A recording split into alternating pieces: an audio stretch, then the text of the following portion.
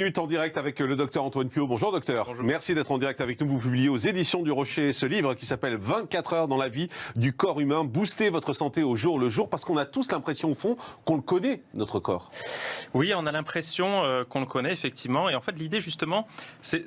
Je ne vais pas dire la culture générale, parce que dit comme ça a l'air un peu chiant, mais c'est de donner quelques idées générales, simples, basiques sur l'anatomie, sur le fonctionnement du corps humain qui nous permettent de mieux décrypter toutes les fake news, toutes les conneries qu'on entend au quotidien sur la santé. Parce qu'il faut le dire, les fake news, on n'a pas attendu Trump, on n'a pas attendu le Covid, on a 30 ans de marketing santé derrière nous qui nous inonde de conneries à longueur de journée. C'est quoi les fake news les plus importantes que vous entendez quand les patients viennent vous voir? Qu'est-ce qu'ils vous disent qui des fois vous tombez par terre? J'ai pas besoin d'attendre de voir des patients. Quand je me lève le matin et que je traverse la rue, j'en vois 3-4, j'en sais rien. Booster votre santé, tiens, c'est écrit sur mon livre, c'est complètement con, quoi. On booste pas sa santé, on est en bonne santé, en mauvaise santé. C'est le slogan qui est écrit sur votre livre, là. Je sais. Donc vous dites à l'éditeur, c'est complètement con d'avoir mis ça, quoi. Je n'ai pas été vigilant. Non, c'est du second degré, en fait. C'est-à-dire qu'on peut être... Ça va me faire plaisir. On salue votre attaché de presse qui doit être en coulisses. Il est ravi, je crois. Salut. Non, on peut être en mauvaise santé, en bonne santé, mais on peut pas aller au-delà de la bonne santé. Ça s'appelle du dopage, c'est pas bon pour la santé en réalité. Donc, mais pour vous dire. Mais qu'est-ce qu'il faut pour être en forme, par exemple? Qu'est-ce qu'ils font pour être en forme? Eh bien, c'est pas si sexy que ça, ou ça peut l'être. Finalement, c'est l'hygiène de vie. En fait, dans ce bouquin, j'essaye de démonter un peu ce que j'appelle moi le mythe panoramix, qui est super français. C'est-à-dire, j'ai un problème, ou je pense avoir un problème, et je vais prendre une potion magique qui va tout régler. Un médicament, a priori. Eh bien, ça dépend des gens. Pour des gens, ça va être un médicament. Pour certains, ça va être des plantes. Pour d'autres, de l'homéopathie. Mais dans tout le cas, c'est aussi enfantin. C'est-à-dire, on ne prend pas une potion magique pour résoudre ces problèmes. Certes, les médicaments peuvent améliorer des situations catastrophiques, mais c'est pas ça qui détermine notre espérance de vie en bonne santé. Et qu'est-ce qui va le déterminer alors? Vous allez nous dire encore, c'est le sport, c'est toujours le même discours. C'est un peu chiant aussi. Mais non. Levez-vous, faites du sport, mangez sain. Non, mais on pourra le tourner dans tous les sens, mais vous êtes votre mode de vie. Et vous mourrez selon votre mode de vie. C'est-à-dire, alors on parle du sport, on parle de la nutrition, on parle de ce que vous respirez, on parle de vos interactions sociales, ça on en parle pas beaucoup, mais les interactions sociales, challenger son cerveau, discuter, le débat qu'il y avait tout à l'heure, c'est bon pour la santé. Si je passe mes journées au bistrot du coin à discuter avec des gens qui sont d'accord avec moi, qui ont les mêmes opinions politiques, en gros c'est le niveau zéro de la stimulation, ça n'est pas bon pour ma santé. Mais le cerveau influe sur la santé? Alors bien évidemment, et même le plus gros déterminant de l'espérance de vie sans incapacité, c'est le niveau socioculturel, vous vous rendez compte? C'est-à-dire que presque il faudrait supprimer le budget de la santé et le mettre dans l'éducation nationale. Expliquez-moi comment le cerveau influe sur la santé. Alors, tout est lié. Le cerveau est lié au système immunitaire, le cerveau est lié par le système nerveux autonome à tous les organes du corps. Oui, mais quand vous avez une maladie, c'est pas le cerveau. Quand vous avez un cancer, quand vous avez des problèmes d'équilibre dans le sang, par exemple, c'est pas le cerveau. Donc, on va pas tout résumer à ça, mais si. C'est-à-dire, autrement dit, par exemple, l'esprit battant, l'esprit volontaire, ça a démontré une meilleure espérance de vie dans le cancer du sein. Tout simplement parce que le mauvais stress, le fait de se laisser aller, est délétère pour le système immunitaire. Et quand on a le système immunitaire qui est dans les chaussettes, les cellules cancéreuses elles prolifèrent, les infections prolifèrent, etc. Donc si l'état d'esprit a un impact sur la santé, ça c'est clairement. Mais donc vous servez à rien en fait, docteur. Il vaut mieux vous remplacer par un psychiatre, un psychologue. Non.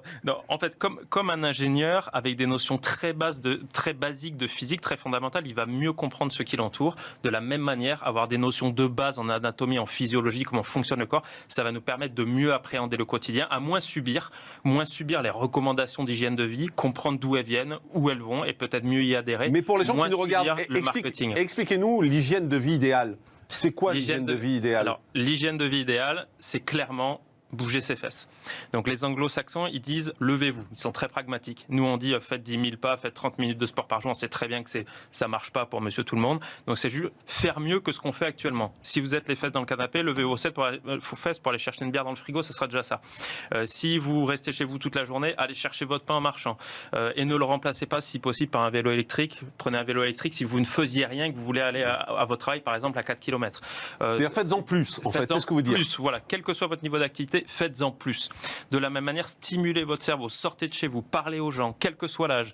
On parle souvent de stimulation cognitive, on a l'impression qu'il faut des jeux dédiés extrêmement complexes, c'est pas vrai. Il suffit d'aller dans des assos, il suffit d'aller dans des salles de sport, il suffit d'aller au théâtre, au cinéma, de discuter avec des gens, de débattre. C'est ça, le cerveau, il n'est pas fait pour rester au repos à regarder ces news toute la journée. Même si ça stimule l'esprit quand on voit les débats comme tout à l'heure.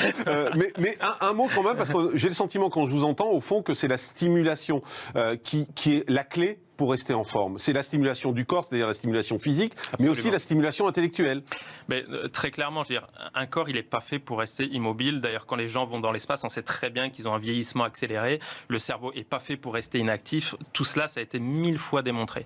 C'est-à-dire, on tombe malade quand on n'utilise pas son corps. Et d'ailleurs, en médecine, on dit une fonction que l'on n'utilise pas dépérit. C'est vrai pour le muscle, c'est vrai pour les os. Si vous ne marchez plus, vos os vous allez voir une ostéoporose, vos os vont se fragiliser. Il faut des impacts régulier sur l'os pour qu'il reste solide. Notre corps, il est vivant. On oublie que notre corps est vivant, en fait. On voit notre corps comme une enveloppe passive qu'on a besoin de remplir, encore une fois, avec des potions magiques pour qu'il continue à fonctionner. Alors que non, notre corps, il est vivant. Il a juste besoin de rester en vie. Mais c'est ce que vous faites dans votre livre, vous décrivez tous les organes, vous parlez même de la peau, par exemple. Oui, c'est intéressant, vous nous expliquez. La peau, on ne sait pas ce que c'est la peau. Non, c'est quoi la peau, par exemple? La peau est un organe à part entière. Ouais. Et on croit souvent, d'ailleurs, que la peau est reliée avec ce qu'il y a dessous. D'ailleurs, quand je me mets une pommade anti-inflammatoire sur le coude, j'ai l'impression que ça va aller dans l'articulation du coude. Mais pas du tout. La pommade, je pourrais me la mettre sur l'oreille. En fait, il n'y a pas de lien entre ma peau et mon coude. Donc ça ne sert à rien, une pommade ça sert absolument pour une à rien. inflammation? Ça sert absolument à rien. Mais on fait ça tout le temps? Absolument. C'est un scandale. C'est-à-dire que... Vous êtes sérieux? Je suis sérieux. C'est-à-dire, si je mets une pommade sur mon coude gauche avec un anti-inflammatoire dedans, j'aurai autant d'anti-inflammatoire dans mon coude gauche que dans mon coude droit, que dans mes cervicales. C'est-à-dire, ça va diffuser dans le sang juste sous la peau, ça n'ira jamais dans le coude. Ça, c'est une fumisterie ancestrale des labos pharmaceutiques. On apprend ça en pharmacologie depuis 1995. Tout le monde le sait, tout le monde continue à le faire. Et d'ailleurs, dans les hôpitaux, ça fait des décennies que les kinés n'ont pas de principe actif dans les crèmes, parce que c'est une aberration. Ça n'a aucun sens, ça n'a ni queue ni tête. Et pourtant, c'est l'une des meilleures ventes en pharmacie. Ça fait un carton, tout le monde l'utilise. Mais je vous le dis d'ailleurs, si vous avez mal au coude et que vous voulez mettre une pommade anti-inflammatoire, mettez-la là, ça vous évitera d'enlever le t-shirt. C'est absolument pareil. La peau, ça sert à quoi? Ça sert à nous protéger? Alors, la peau, ça sert à plein de choses. C'est une protection, certes, mais encore une fois, c'est un organe à part entière. C'est-à-dire, juste sous la peau, il y a tout un réseau de vaisseaux sanguins, par exemple, qui va permettre de réguler la température. Quand il fait froid, les vaisseaux vont se contracter, ça va éviter d'avoir une déperdition de température. Quand il fait chaud, ils vont se dilater, ce qui va permettre de suer et de ne pas exploser comme une cocotte minute. Mais la peau, on pourrait l'enlever du corps, la mettre dans un coin. C'est vraiment un organe à part entière. Et de la même manière, les abdos, on fait des abdos pour ne pas avoir des bourrelets et boire les carrés de chocolat. Ouais. Ça sert à rien. Les abdos, ça sert à rien? Ça sert. Je vous adore, docteur. Mais c'est pas parce que je fais des abdos que je vais perdre de la graisse. Là, juste sous le ventre. Le livre s'appelle 24 heures dans la vie du corps humain pour tout apprendre, pour tout savoir.